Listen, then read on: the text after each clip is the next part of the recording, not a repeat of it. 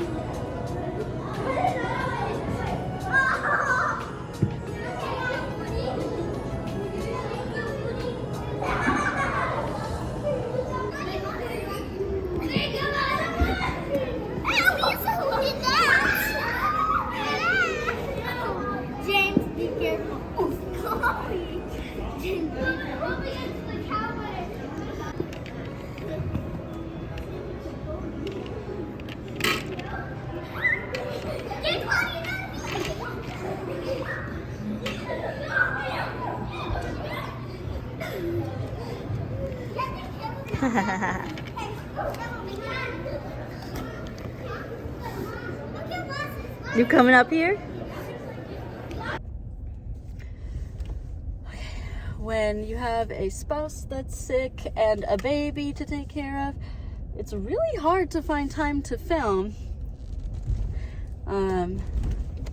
So I am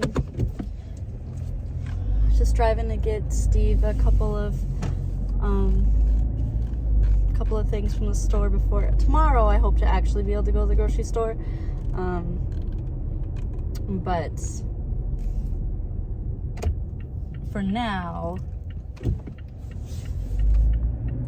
I'm trying to get him some bread. I guess that's it. Yeah, so to catch you up, I also called into work today because I still didn't feel like last night. I had regression, as I said. So I slept a good chunk of the day, and then I slept through the voicemail from the vet, which wasn't good news, but it's also not 100%. It's like in my head, the way that he talked about it, I'm giving it like a 10% chance. Okay, so it's I'm not super optimistic, but we're going to try. So I'll update about that tomorrow when we actually move forward with stuff. But anyway, and then I just spent the rest of the day just sort of taking care of Steve because he definitely has it worse than I did. And Quinn's daycare did say that there were like 5 kids home today that were sent home because of vomiting or stayed home because of vomiting. So I'm really fingers crossed that Quinn already had it and is over it and through it, and like I'm over it and through it at this point. But Steve's still he's got it really bad, and so I just was taking care of him, making sure he had what he needed, and also like giving Grim a lot of love and trying to get him to eat and drink. And it's just been a very hard, busy day. And then I picked up Quinn. We went to the local mall today because he was really tired, and I could tell that he was super tired. His last nap ended pretty early today. Also, if you hear all that smashing around, it's just a couple of those big water bottles. I just haven't brought them in the house yet, for Quinn's bottles. But before that, I took Quinn to a local Mexican place that's so good. It's called Katrina's. And I got him some quesadillas to eat. And so he was eating those and mouthing them and playing with them and whatever. And it was going really well. But then, so the vet had left me a message, but he didn't give me a definitive, like, here are your 2 options, right?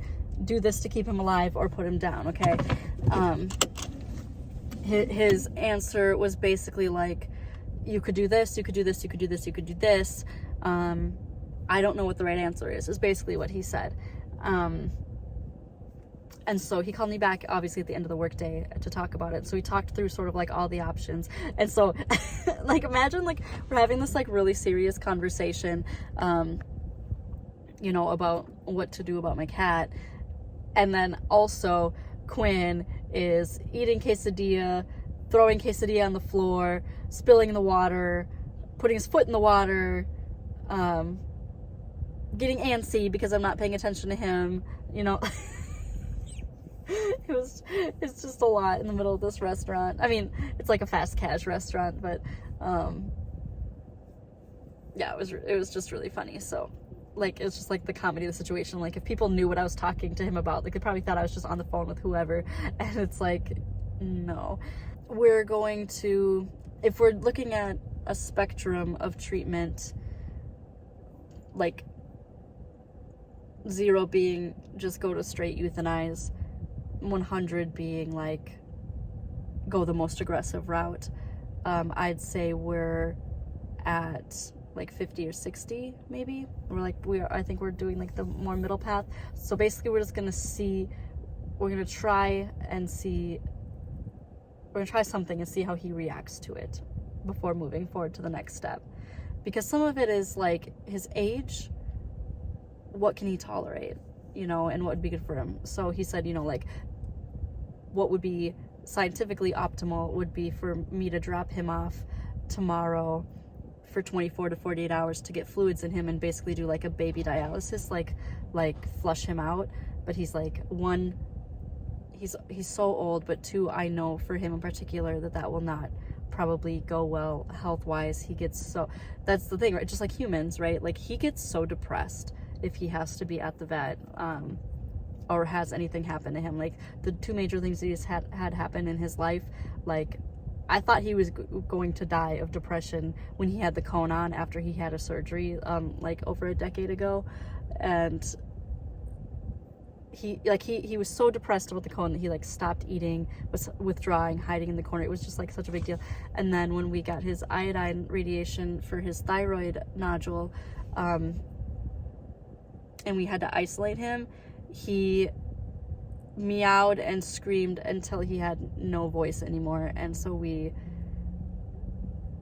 figured out a way to spend time with him without being like, you just had to be not within 6 feet of him. It's just about like long because he was radioactive for a while, and so and he had to be 2 weeks in the hospital, like without contact. And you could just, when they sent pictures, like they were trying to send pictures like nicely, and all it did was break my heart, because I just know what, you could just tell how he felt. Anyway, it was just so sad. So we don't want to put him through that again, is what I'm saying. So instead we're going to try something else. So I'll tell you about that tomorrow. But for now, he's been a little bit livelier today, which is a relative term. But he did like lick a little bit of random food that I bought from like Walgreens when I was buying Steve some stuff. And he's just mostly been very like, I need you. He's honestly like Quinn, like both of them were like, climb on my lap, I need you so much, you know. But yeah, anyway, so after I got off the phone with the vet, then Quinn and I went to, I didn't get to eat my burrito, but I'll eat that later. Quinn and I went to the local mall because I knew he was not going to survive the drive there and back. Like, he would fall asleep, and we really try not to let him fall asleep super late, because it'll mess up his going to bed. And so yeah, we hung out at the play place for a while, which was fun, and he got to practice some of his like trying to use his knee skills and pulling himself up to stand skills. He still doesn't want to like pull on anything like stationary. He wants to pull on me. Like, he wants to pull on my shirt. He wants to pull on my arms. He wants to have me do this, and he wrap his arms around and pull, you know, like in the same way that if I was sitting on the ground and I reached up to an adult and had them help me, you know, like it's the same. He wants that much more. And then when it was clear he was so tired, I just wore him and we walked around a lot, and he just really chilled, just like resting against my chest, and me just being like, you know, grateful that we have all this time, and that he is, I like that he's a Velcro baby at this point in some ways. Like, it is exhausting, but it's also like, I know it's not forever, and he is becoming so much more like a baby. Like, I cannot wait for him to become like a moving toddler. Oh, toddlers are so freaking cute and funny, and so curious and just interested and just so brand new, and I'm so excited about that. But I will for sure miss this stuff.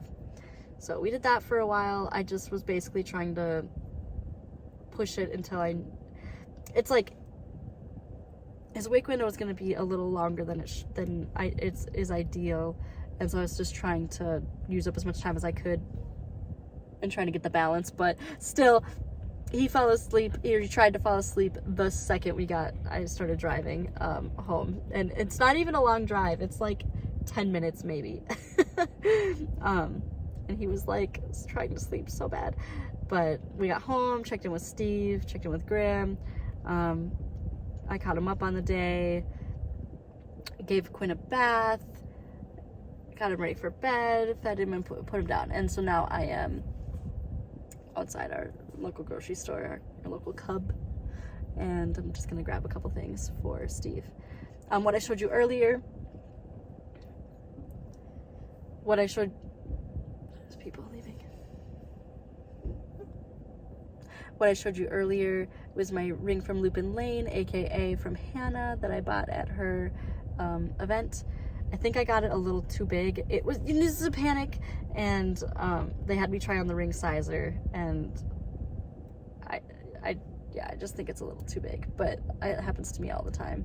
What sucks is that this is my definite biggest finger. Like, I'm heavier than my body normally is, but and by normally I mean like pre-pregnancy, I guess. So I know that this is already as big as my fingers will ever get, and so if I were to lose weight, it would be even worse, but it's fine. Like, it's fine. It doesn't go anywhere, and it's really pretty, and it's like a very like solid weight. I don't know, for some reason on Instagram or on the pictures she posted, I just imagined it being lighter in like a cheap way. So it's very solid. I really like it. But yeah, so I'm running to the store, grab a couple things, go home. We call them night chores. I have to like clean off Quinn's bottles, get his bottles ready for tomorrow. Oh, we are paying to have him go to daycare tomorrow. He normally would be off on Fridays, just to get him out of the house and away from Steve as much as possible. And just so I can actually catch up and do the things that we need to do, like laundry and shopping, like grocery shopping. Because that is so desperately needed. And again, with a Velcro baby and a sick partner, it's like, can't. And the thing is, he's too big to just wear and do things. So anyway, I'm gonna do those things, and then it's gonna be relax time. So I'll still have plenty of time to relax. It's only 8:05, so I don't go to bed till like midnight now at this point, especially because Quinn sleeps till like 7:30 or 8, so it's great. So we'll check in a little bit later.